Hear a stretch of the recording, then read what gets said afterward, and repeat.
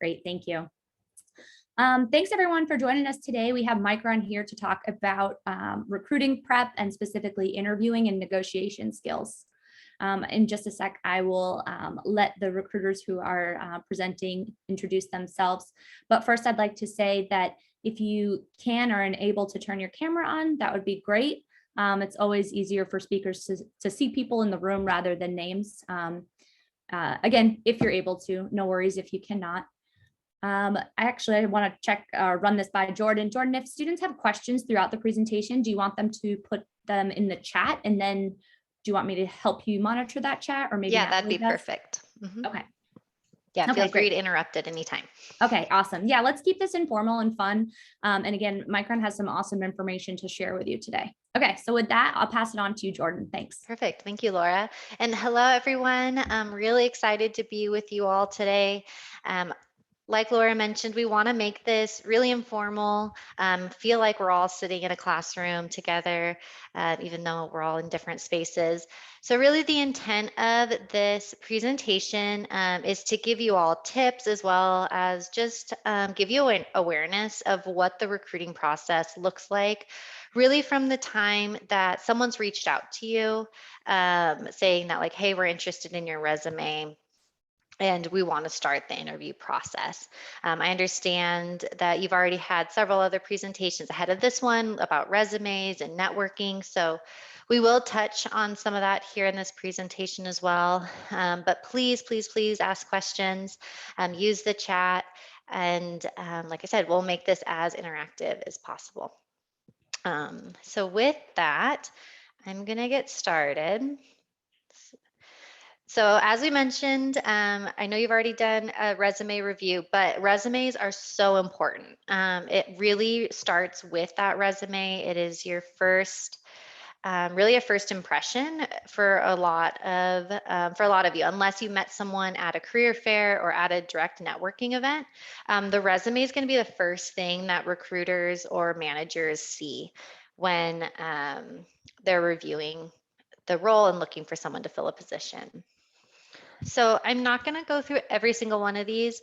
I will share this slide deck with Laura afterwards. So it's a great thing to just look at as you are developing your resume. I can tell you, even as a recruiter, when I've had to update my resume, it's overwhelming. Like, where do you start? How do you show your experience in the right way? So I think definitely I treat this even just as like a checklist. So make sure you've put your contact information. I can't tell you how many resumes I look at that like are missing a name or are missing an email address or a phone number.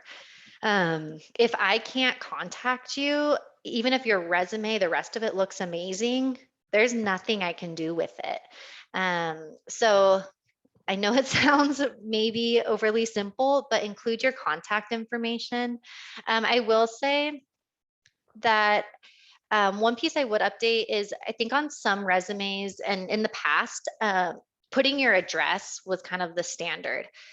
That's not necessary anymore. And I know we have a couple other recruiters from Micron here on the call, but it's kind of weird now with the software that if you put your address in, sometimes it like pulls up a picture of your house, like on the screen, which is super, super weird. The other piece is there's really no need for us to have your address. And I think from a safety standpoint, you're handing out easily hundreds of resumes. And if you really think about it, like putting your home address on that, you don't know who it's going to. Again, no one's sending you mail really anymore, so there's no need for it. So for example, like on my resume, I've removed it. Really all I have is my name, phone number, email. The other piece with resumes is they need to be easy to see. So from a recruiting standpoint, I'm looking in a week, about 100 applicants will apply. And a lot of companies, and Micron's one of them, we don't have a system that like filters out people automatically, which is really good because it really allows us to review resumes and see all the candidates. The other side is it means we have to be really efficient with our time. Because if you think 100 resumes, even if I spend a minute on each of one of those resumes, that's already over an hour on just one position. So with that, I want to be able to just quickly see, what are you studying? What's your GPA? What are some of your main skill sets? I really think of a resume almost like a filter or like a puzzle. When I'm looking for someone for a position, I know I'm maybe looking for a finance student who, if it's an intern, maybe they're wanting a sophomore or a junior. And I'm just looking for those key details right away to filter down the resumes that then I'll kind of do a second pass on. So that's where you really want your education, your skills, really easy to see. And I think a big piece of that being easy to see means, I know it's really tempting to use like fancy fonts and cursive and colors. That makes actually resumes harder to see, especially depending on the software.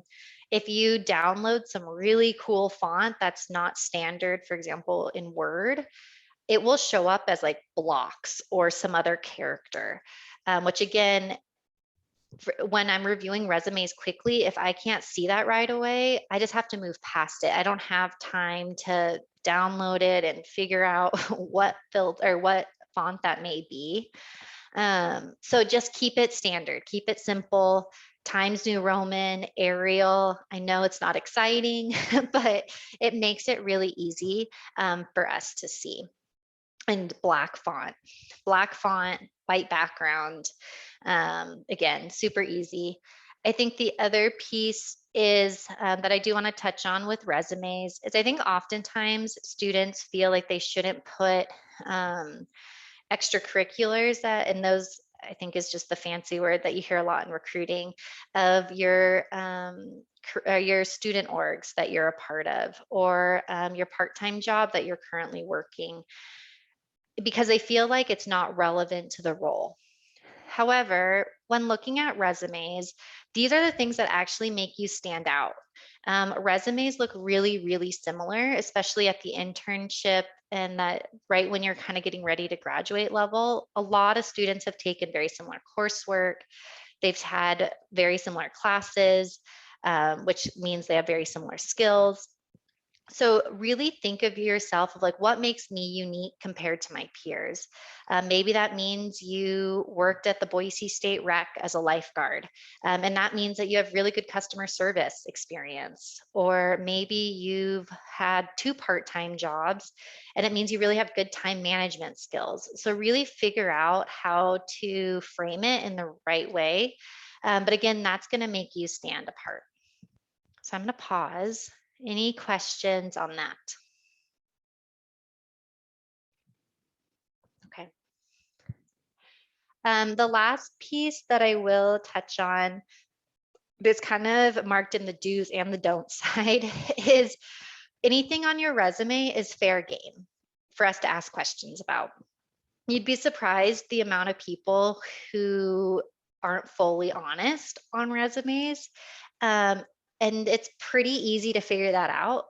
If you ask a question of like, tell me about this experience that you've done. And they're like, oh, well, actually, and you're like, oh, once they start with the actually and like the maybes, that's where you kind of, it starts getting fuzzy. So be ready to speak to everything you have listed on your resume. The other piece is, if something you put on like this don't of lying, that's a huge red flag of character. So even again, if the rest of your resume looks amazing, but it seems like you've been dishonest, that's a huge character issue that will disqualify you from the process. So there's a very big difference between lying, but also, or elaborating on an experience. Hey, Jordan, can I interrupt you for a sec? We have a question in the chat box. The question is, what if you have no previous job experience and there isn't much that sets you apart from your peers? Sure. So I think if you don't have any job experience, that's when you can also maybe call out a project that you've really enjoyed and you felt like really you excelled in. in a class, whether that might be a supply chain course you took and you did a group project and you were really the leader of the team. And again, it's something that you can really talk to your skill set on. Using that will be really helpful. I think anytime also, if you have any like personal projects you've worked on, there's a lot of value there. I think sometimes I always enjoy seeing it on resumes of individuals who are super crafty. I'm not one of them. So I think that's part of the reason I like to see it. But I think people who like put that they have an Etsy shop. And again, that shows time management. It shows that they know how to run a business. They know how to, like, there's a lot of skills there. And each one of you is unique in your own way. So really think about how you can show that on your resume, because it makes it super cool to see and it makes you really memorable in the process. Is there any other questions about that? Okay. So the next slide is just kind of the resume recommendation order. Again, from a recruiting and hiring manager standpoint, we need resumes to be really clean and clear to see right away. So this is where putting your name and your contact information on top, putting down where your education, so Boise State, major in business, GPA. So I think that's something that sometimes people are like, do I put that on? Do I not put that on? If you leave it off, you will be guaranteed someone's going to ask you why. So just put it on. If you feel like it's a lower GPA, just be ready to discuss it.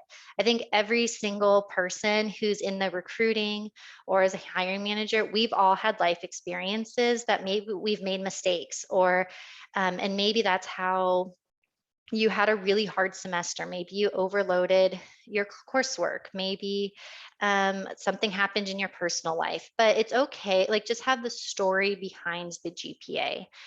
Be confident about it. But if you don't put it on, it feels like you're hiding it. And right there, it calls it out.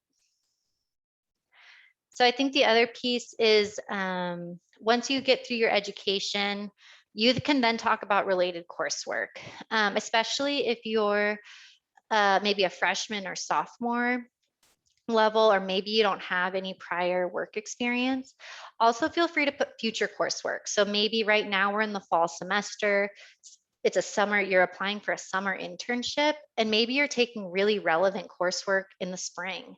You can put that on there, but just make sure you highlight that it's future coursework. So again, a manager won't ask like, oh, how did you like this finance course, with like the expectation that you've done it, and you're like, oh, actually, I don't take it till next semester. So there's a lot of value of adding future coursework, especially if you feel like maybe you don't have the skill set already, but you'll need it, or you'll have it by the time an internship starts.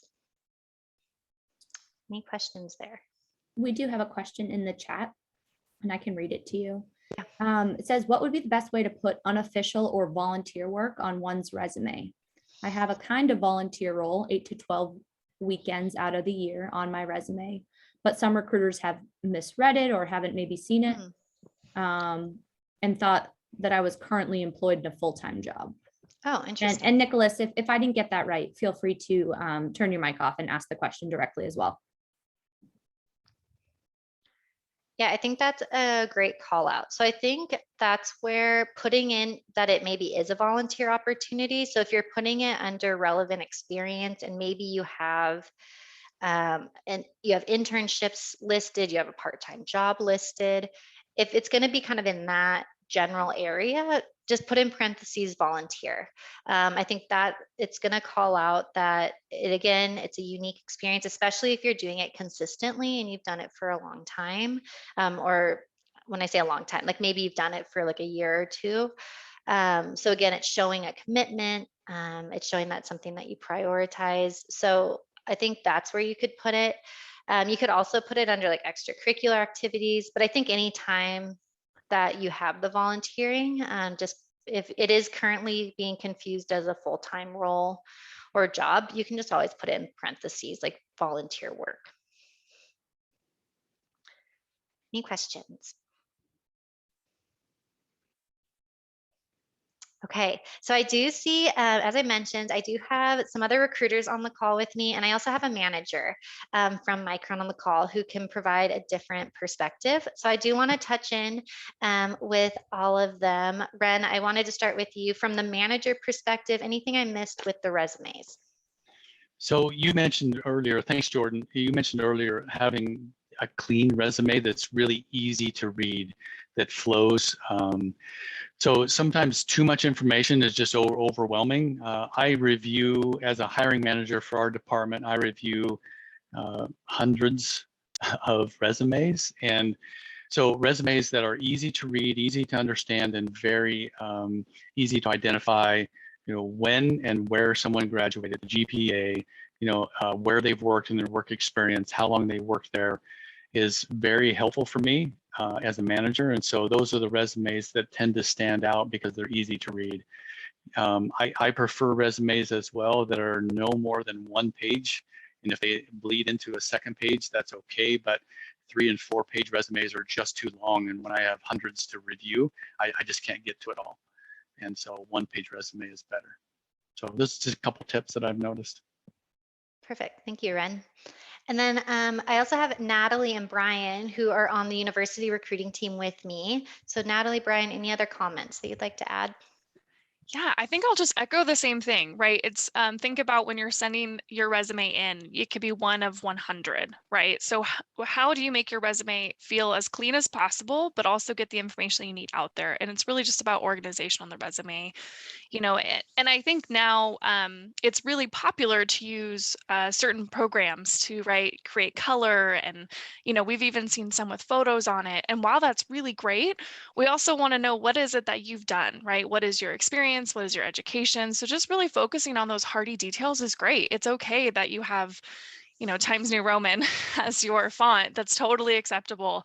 And we're actually happy to see it. So just think of that, like, how can I get myself to the recruiter as quickly and efficiently as possible? And that's just the organization and clarity in your resume. And I'd say, if you ever have any questions, like, is this clear enough?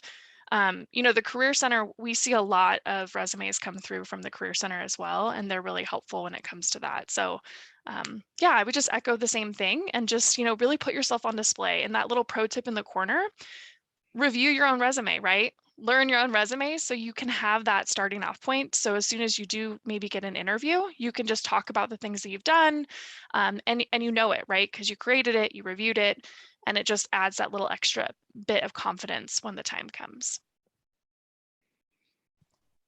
Great. And then I would just like to add, this is your resume. This is your story, right? You have that 1 page, as Jordan mentioned, everything that you put on the resume is fair game, right? So make sure you're ready to talk about it, to have a story behind it. But it's your story, right? Some of you have mentioned, what if you don't have extracurricular activities or anything of that? Well, there's other things that you can do to talk about to fill up that resume. But just remember that. And then just the little details, knowing, make sure your information's up to date, make sure, you put in the right phone number, all those little details, just make sure you look at that. Perfect. Thanks, everyone. So from here, we're going to kind of walk through the process. So you have a great resume, you're all set, you're ready. Now you got to make a good impression. Whether this is your resume was reviewed for a position, and so now recruiters reached out and said, hi, we've reviewed your resume for this internship or this full-time role, and we'd like to set up an initial interview. Or this could be at a networking or career fair. So I kind of have 4 tips that I've put into blocks. The first is be intentional. Do your research, understand the company, understand the position. I actually had a phone call or phone interview yesterday with someone for a full-time role. And on that call, they were like, well, can you actually help me understand which position I applied for and which one I'm interviewing for right now? And in my head, I was like, you waited till right now to ask me this question? Like, how have you prepared? So I think if you ever have that type of concern, you need more clarity. That is our job as a recruiter. We are really there to ensure that you're having the best experience and that you're most prepared for the manager. So if you've maybe applied to 10 different roles, ask which one, and don't wait till the interview to ask that question.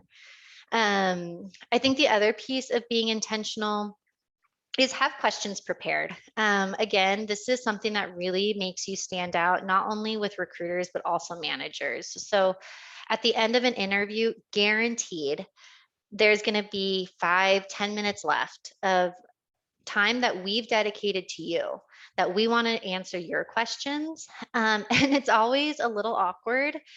And it also just doesn't look great when I say, it was really great talking to you, Brian. Do you have any questions that I can help answer?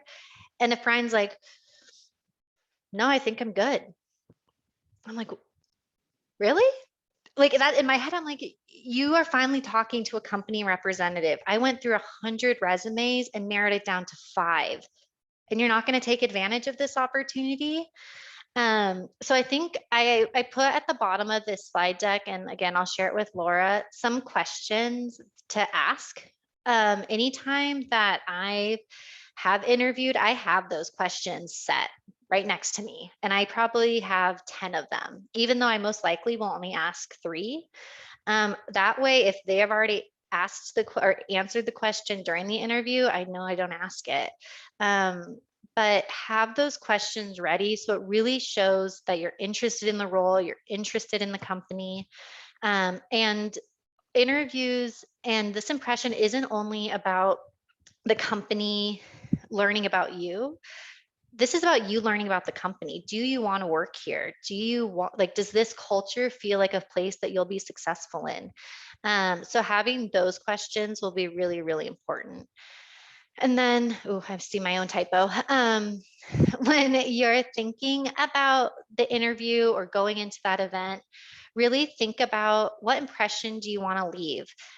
What part of your personality do you want them to say, like, oh, wow, she was really personable, or wow, he had really good technical skills. And you could tell that he's done a lot of research and growth when it comes to Excel.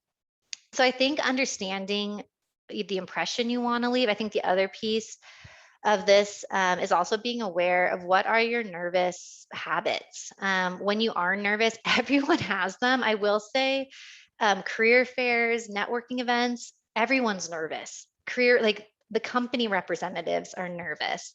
I can tell you that we're getting ready for the virtual career fair next week. But I've had already, I think we have 10 Micron participants, and 5 of them have already reached out saying, what should I do about this? What happens if someone asks this? So they're nervous too. But knowing what your nervous habit is going to really help you. So actually, I have a friend whose nervous habit is to click a pen. And so he actually has removed the spring from the pen so he can have it down, but you won't hear the clicking. And that's just it. Like if that's his habit and he knows not to do it, or he's figured a way around it, like it really shows that he's being intentional with his time. The second piece is have notes with you, whether this is in person, but especially in the virtual environment. You can't see what's on my desk. So if you have your resume printed out, you have the questions you want to ask, you have the experiences you want to highlight written down. That way, when you're nervous, you don't have to suddenly try to like scramble through your head while you're looking at someone on a screen to figure out an experience. You just have it all written down. So I think that's where having your notes of what you want to highlight, questions you want to have, that you want to ask or that you want to have answered. Also, again, what position are you applying for? So having as many notes, whether that's in a folder at a career fair or on your desk during a virtual engagement, again, it shows you're being intentional. It's showing you're doing the research, and it shows you really you care. You're really interested in the role. And I saw a chat come up. So Laura, do we have another question? Nope, it wasn't a question. It was just a comment about if anybody's interested in attending the virtual career fair Oh. and connecting with you. Perfect. Monique attached a link so they can figure out how to register. Okay, perfect. Yep. So the third one, and maybe this should be the first, is take a deep breath. Like I said, everyone's nervous. It's networking and career fairs are a really unique environment. So remember to take a deep breath and introduce yourself. Again, I know this sounds super, super basic and easy, but if you are for the first time, you're at a career fair and you show up to Red and you just give him your resume and you just start talking at him, there's a good chance that he's like, who are you? What are you interested in? You're just trying to like grasp what's going on. So really introducing yourself is a great start. And then once you get through that introduction, be confident. Remember, this is a conversation. So you know who you are. This is why you've prepped for the interview or the career fair. Know your story. Brian touched on it already, but being confident and coming across with confidence, there's a lot of value. I will say there is a line of confidence and cocky. And I think if you maybe have received that feedback in the past, this is a great opportunity to practice. Again, career services offers so many resources. You can also practice interviews with your friends. And so if they're like, "Ooh, you kind of came off a little much there," and you're like, "Oh, okay, that's good to know." Or maybe they're like, you maybe came off a little like you weren't confident. You can practice these things and be prepared for the actual event. Ren, I saw you come off mute. Do you have a comment to add? Yeah, practice is very helpful. And then be prepared with a few questions. Most of the information that you can ask in a questions can be pulled up online. Yeah, former employees or current employees can share information with you. And oftentimes employees will ask great questions in an interview, such as, can you tell me about the benefits and what are, some of the things that you like about Micron and why have you been at Micron for so long, and what are some of the challenges that as an employee you've needed to overcome in order to be successful at Micron. So those are great questions that you can have prepared ahead of time. And so the last tip that I have, and this is, I put it if for video, just because I think it's a good reminder, but it's also for in person. First, if it is an interview or it's a virtual, using your video and your camera is going to be really important. I think it's really hard from a recruiting or interviewer standpoint to read facial expressions, to read body language. So if you do have a Zoom interview and you're not sure, like, am I supposed to have my video on? Is it just a call? I don't know. Again, reach out to your recruiter. We should know, and that way, again, you're prepared. Definitely dress professionally, especially if it's an interview. I would recommend dressing professionally all the way. I've had an interview actually a couple weeks ago where just because we're in the Zoom environment, someone's dog came in, and so they had to stand up. And they had like a whole button down tie. And then when they stood up, they were wearing shorts, like just the gym shorts. And it didn't make, for me, it wasn't like a disqualifier, but it was definitely like a moment.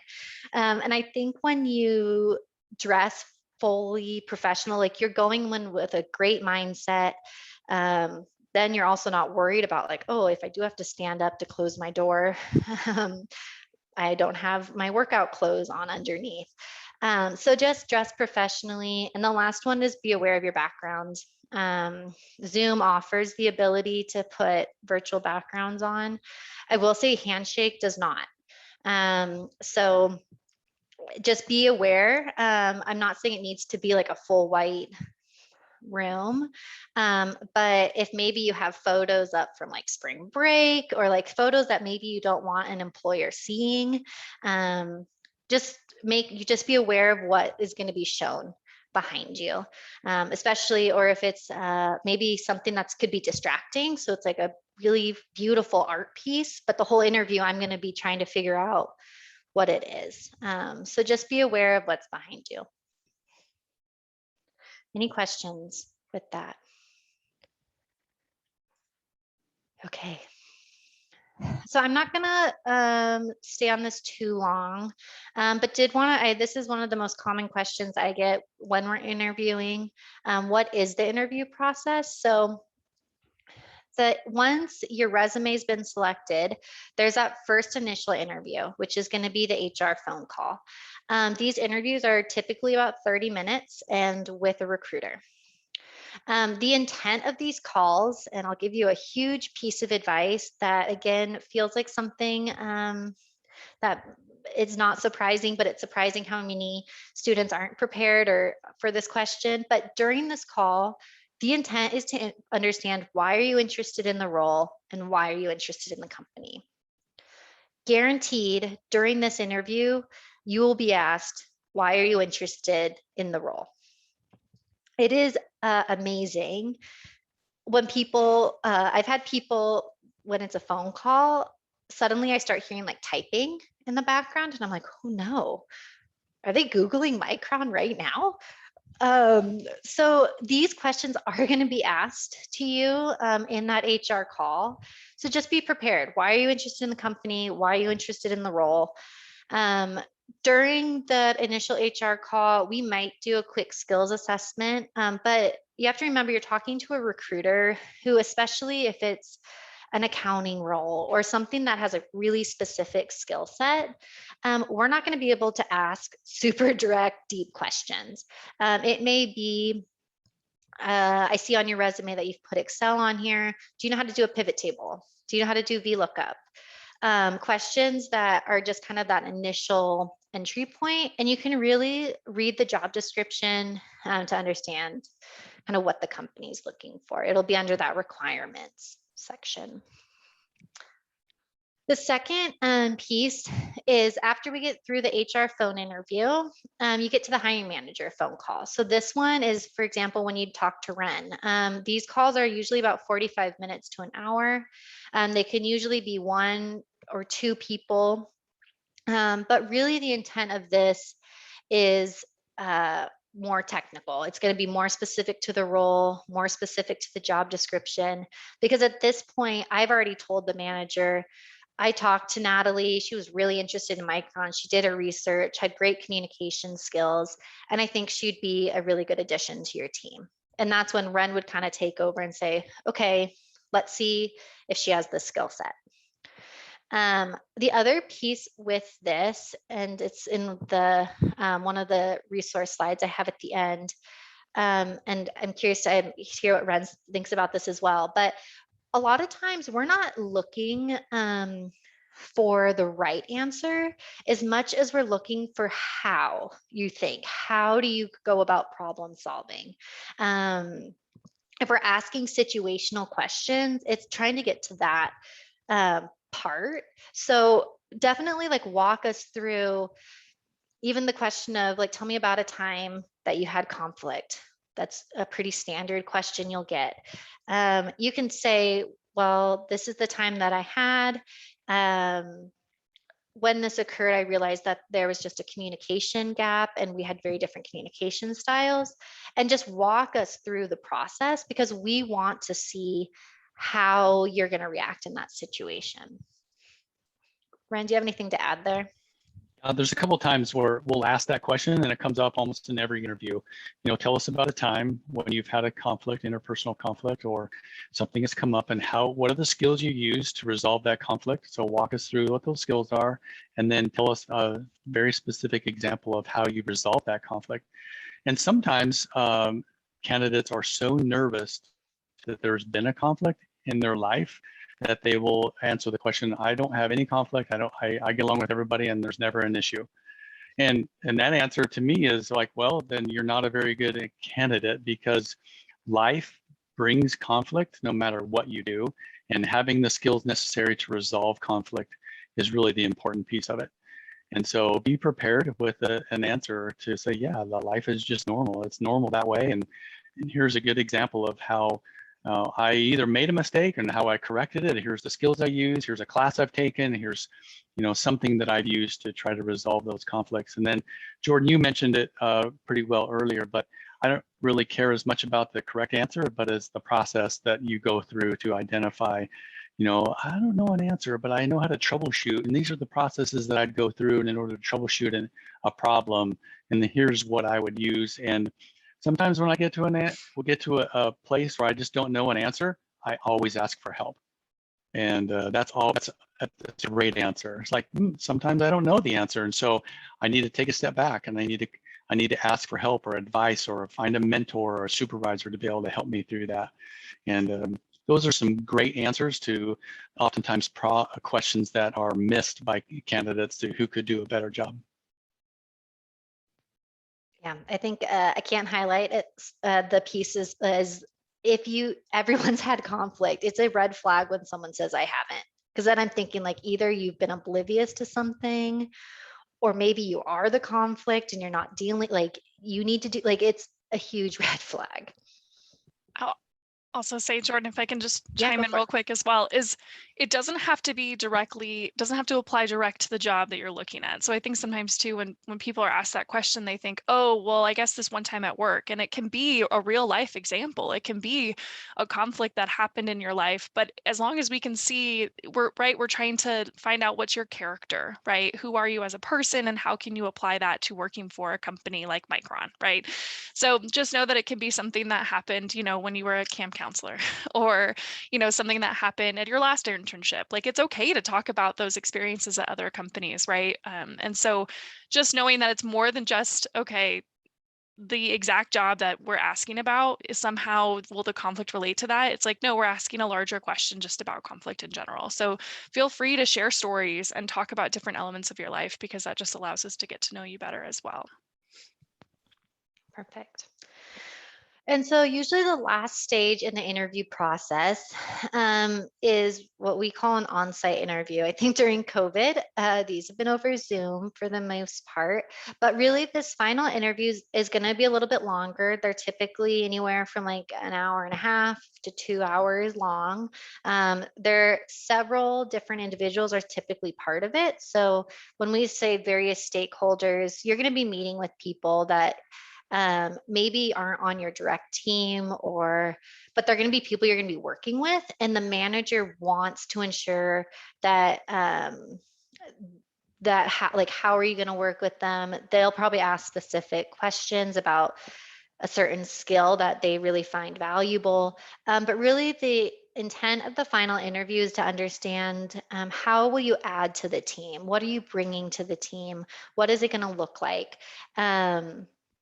So it will be a mix of both technical questions as well as the more behavioral type questions we've talked about the conflict piece, but also about collaboration. And I think this is where for any interview process, looking up a company's values is going to be really, really important. You'll be able to kind of gauge what type of behavioral questions will be asked based on the company's values. So from there, I wanted to make sure we left time for the offer, because I think so often we get to the point of like, you finally get through, like you get the attention, you're finally gone from the 100 applicants to now in the HR interview, it's down to 20. And now you got to the hiring manager. So now we're at like 5 or 7. And then you get to the final stage, like you've made it from 100 and now you're the one. And I think this is a piece that I really wish I would have been more prepared for coming out of school. I think it's a space that you can continue to grow in for your entire career, because you're always it's going to be part of the process. So I want to touch on kind of negotiation tips, what you can expect with this piece, because I think it's something that feels awkward. It feels like you don't get a lot of practice in it until that step. So I kind of have 3 main tips. So during the HR interview, especially for full-time roles, we're going to ask, do you have any salary expectations for this role? This is an opportunity to really set expectations early. The intent of it is to ensure that I'm not wasting your time and we're using the manager's time. We do not want any surprises at the end that maybe we get through the whole process, the team's super excited to have you join. And then I extend you the offer and you're like, oh, whoa, you're way off. And I'm like, what? How did we get to this point? So that's where like setting those expectations early is really important.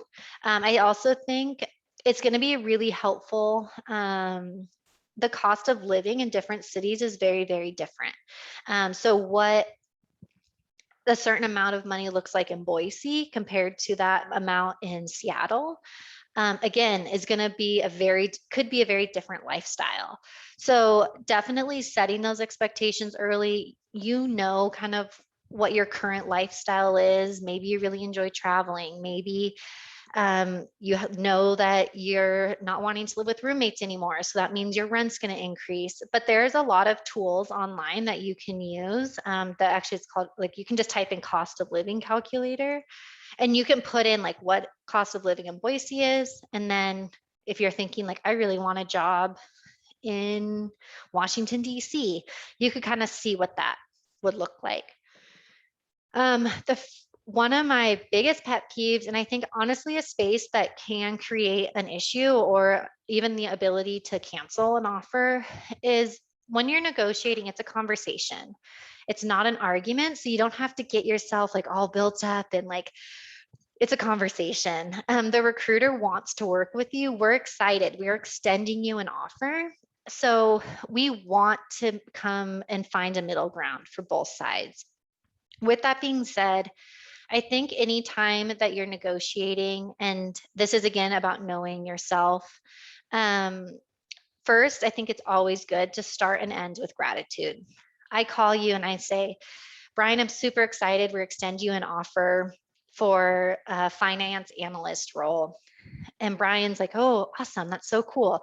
And I go through the offer with them and he's like, maybe he's like, oh, I don't know. Like, is that a good number? I don't know what that is. Or maybe he's like, oh no, we're way off.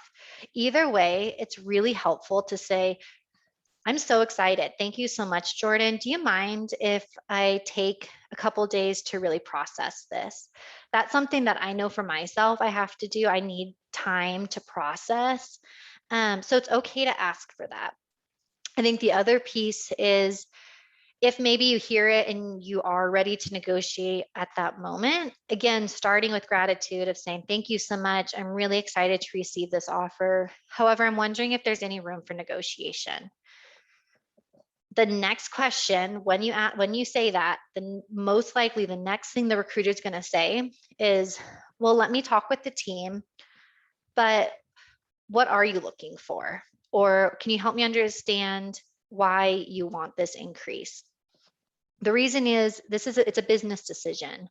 So I need a reason to go back to Ren to say, hey, we extended Brian an offer and he's super excited, but he's looking to increase it by $5,000. If I give that to Ren, most likely he's going to say, okay, why? And I need to be able to give the business need. So this is where I think being able to, with that initial call, saying, thank you so much, really excited. Can I have a day to process? Because then you can really process it, do your research and come back again, ready for a conversation. I will say if it gets to an argument stage, you haven't signed an offer letter yet. So there's a good chance that if it gets intense, which I will say it's rare that it happens, but it does happen. If I feel like there's been any level of disrespect or there's been an issue, I'll go right back to Ren and say, hey, Ren, like this was going really well, but we had a conflict and I think it's really showing some character values. I think we need to stop and think about this. So that's where it's a conversation, not an argument, and really starting and ending with gratitude will get you a long way. Any questions?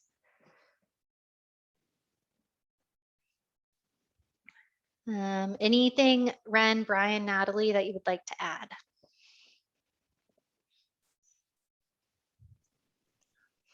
Overall, I mean, it's like Jordan said, it's a conversation, you know, your tone. Personally, me, I know I'm big on tone.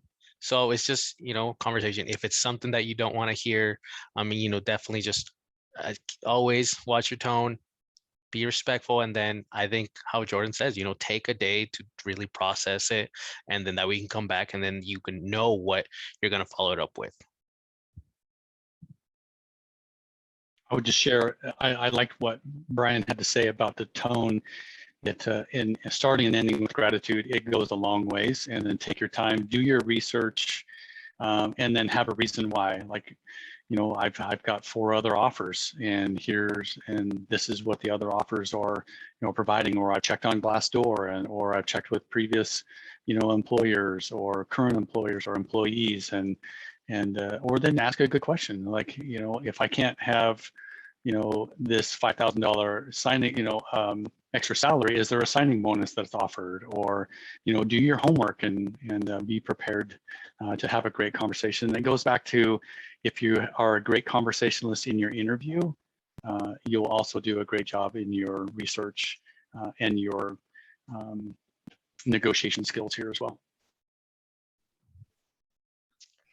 Perfect. So I think that leads right into my next slide. Is there's so much to an offer. It is not just base salary, even though I think that is a huge part of it.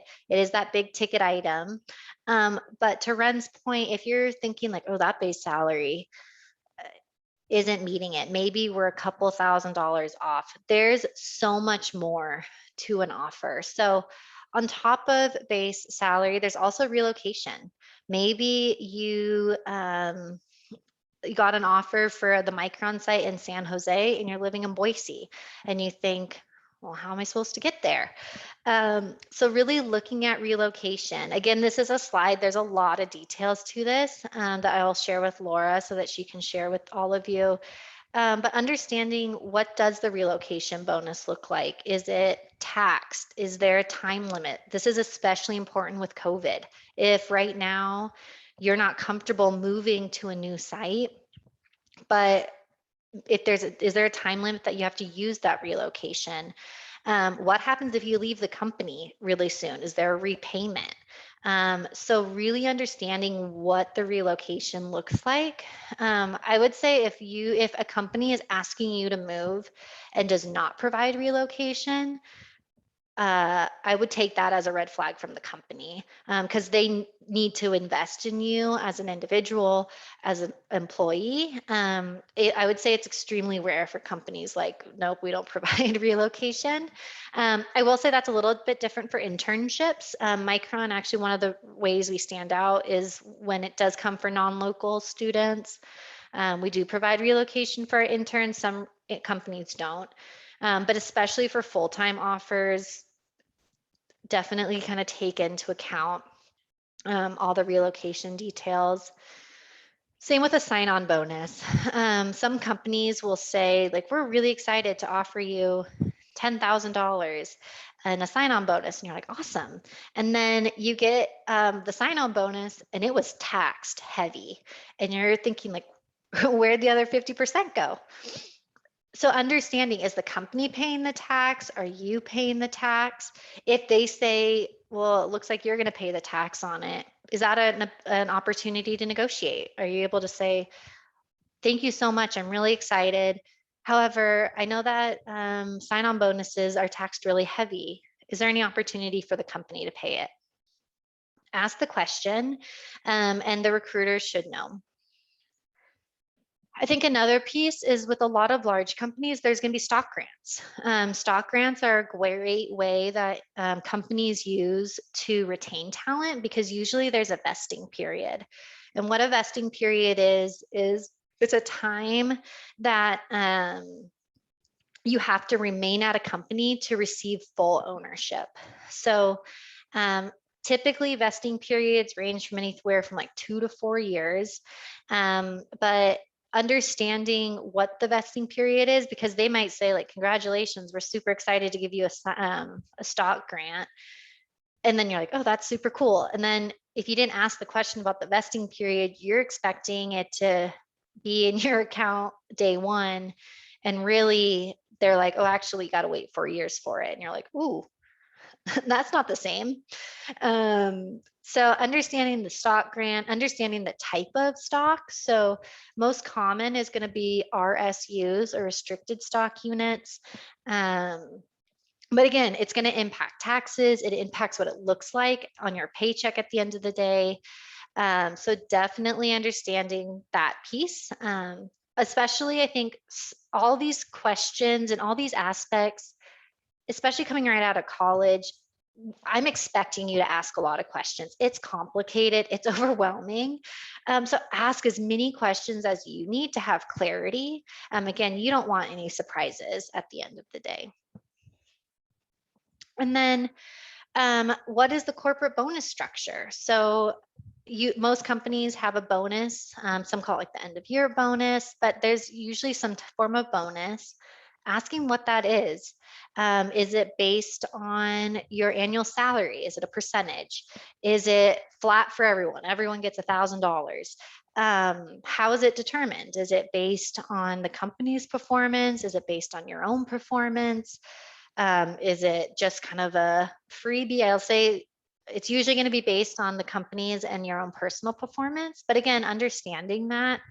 And again, how is it taxed? I will say I never realized how much tax you pay once you, from like your income tax, but then when sign-on bonuses, stock grants, bonuses, they'll get taxed and they get taxed heavy.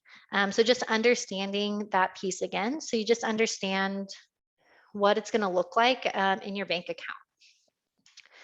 And then benefits are super easy to forget. I will say, I don't even think I asked about benefits when I accepted my first job out of college. I think I heard the base salary and I was like, sure, that sounds great. So again, I think the more prepared you go into this conversation, the better. But with benefits, and I will pause for questions after this slide, super easy to forget, but they make a huge impact on your life. With health benefits, what is covered? Some companies cover a large portion of it, others don't. So understanding, does the health benefits include dental insurance? Does it include vision insurance, or is it purely just medical? Do they have health savings accounts, and does the company match that? But I think just understanding it, I will say health benefits are still something that really overwhelms me. And I think they always will, unless you spend a lot of time in it. But that's where the human resources and the benefits team are a huge resource to you, to be able to say, like, you sent me this really cool table that looks organized, and now I'm reading it and I don't know what a deductible is. I don't know what a premium is. Ask these questions because again, it will make a really big impact on your life. The other piece is paid time off. And this is actually a thing that you can negotiate on sometimes. And again, it's a huge impact to what your work-life balance is going to be. Some companies have like vacation and sick time separate. Other companies have it all in the same bucket. But what is it? I will say standard time off for companies is 2 weeks. Fun fact I learned, I think really early, I think probably the first week I started full time, 2 weeks is usually 2 weeks business week. So it's 10 days, not 14. But again, those are great questions to ask. So how is paid time off? How many hours do I have for the first year? Does it increase the longer I stay at a company? Do I get volunteer time? Because I'm really interested in volunteering, and sometimes I do it during the week. So is there any opportunity for volunteer time? And also looking at the leave options. Is there maternity or paternity leave? What does the long-term leave? Again, I think some of the leave options can maybe something you're thinking about now, maybe something you're thinking about in the future, but understanding a company's benefits, especially around the paid time off, around vacation days, You're going to want to go home for the holidays. You're going to want to go see your friends. Is the company going to allow you enough time to do that? So I think understanding that piece is big. And then there is retirement. I'm not going to go into that because I know it's a lot of information, but what are the retirement benefits? Does the company provide continued education? Maybe you know someday you want to go get your MBA. Does the company help support that? So these are a lot of things that don't come across in that initial offer, but once you're at the company and you think, I want to go get a certification, and then you look at that certification and it's $1,200, you're like, oh, but then the company covers it. That's a huge benefit to you. So definitely looking at that will be huge. And I think that was it. So I'm going to stop talking for a second. Any questions from that?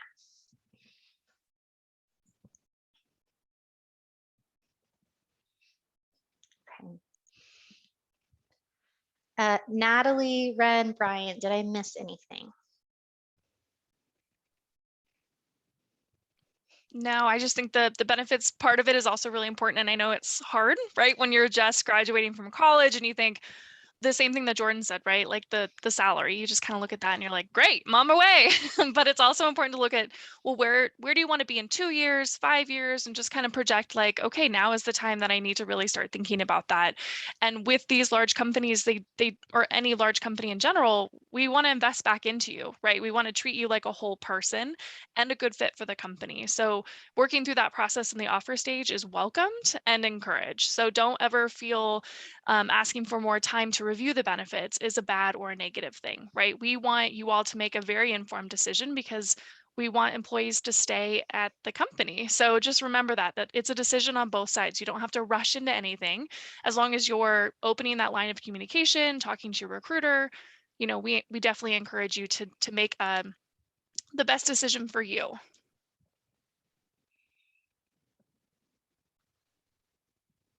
Perfect. So I will say, I feel like we gave a lot of advice that's going to be relevant to any company. I do want to highlight though, Micron does have internship and full-time positions available. So if you are interested, please feel free to connect with any of us on LinkedIn. I do want to spend, I know we're right at time, but Ren's team is actually a super unique group that I think a lot of times when you're a business student, you have to think like, I can only be in the corporate space, and you're like, well, how is Micron that? We do have a lot of positions in HR and finance, but Ren's team is actually a super unique group. So I wanted to give at least a minute or two to Ren. Well, thank you. Jose actually asked a question here. How much room does a company typically have in regards to negotiating a salary? And typically the answer is at least a little bit. And so I would encourage you to do your homework and always negotiate a little bit. And so that'd be my recommendation. I don't know if anybody else has any other recommendations, but there's always a little bit. Yeah, so our team, we actually are in the operations team. And so we have our fabrication in on the Boise site. We have about 200 employees, and I manage as the hiring manager for the manufacturing technicians, the manufacturing engineers, and we have about 170 MTs and MEs in our group. So we're always looking for good candidates who want to work at the entry level position in the company. And they get to learn from the ground up in the actual operations in the fab, as well as in our remote operations center. So it's a really unique environment where you get to understand the process of the manufacturing, as well as supply chain, industrial engineering. And we have lots of candidates who have those degrees, as well as any related STEM degrees, mechanical engineering, biology, you know, that are degrees that are very, very valuable, and team members really enjoy what they do here at Micron. Perfect. Okay, so I know we're at time. Thank you so much for listening to our presentation. Like I said, please feel free to connect with us on LinkedIn. Please apply to our internships. We have internships and full-time. There's a lot open, so a lot of exciting opportunities. And thank you so much, Laura, for having us. And we've really enjoyed our time with you all. Yeah, thank you so much. This was a really valuable presentation. In the chat, we've actually dropped a link that directly goes to all the openings that you have available on your site, because we have that on our COBE site. Also, just one more reminder too, is that our team, COBE Career Services, works one-on-one with students to practice interviewing skills and talk through those negotiation conversations. So if you want to reach out to us to set up an appointment at any point, you can do so. And I think, Monique, did you already put that in the chat somewhere? Okay, perfect. But again, everybody, thank you so much for coming. Thanks to the Micron team for taking time out of your day. I know it's a busy time of year for you. But honestly, great presentation. We've got this recorded, and I'm sure we'll be sharing it with the students who couldn't make it today. Perfect. Alrighty, well, thank you everyone, and we hope to see you at the career fair and see your resumes. Awesome. Thanks so much. All right, Thanks, bye, Jordan. everyone. Bye-bye.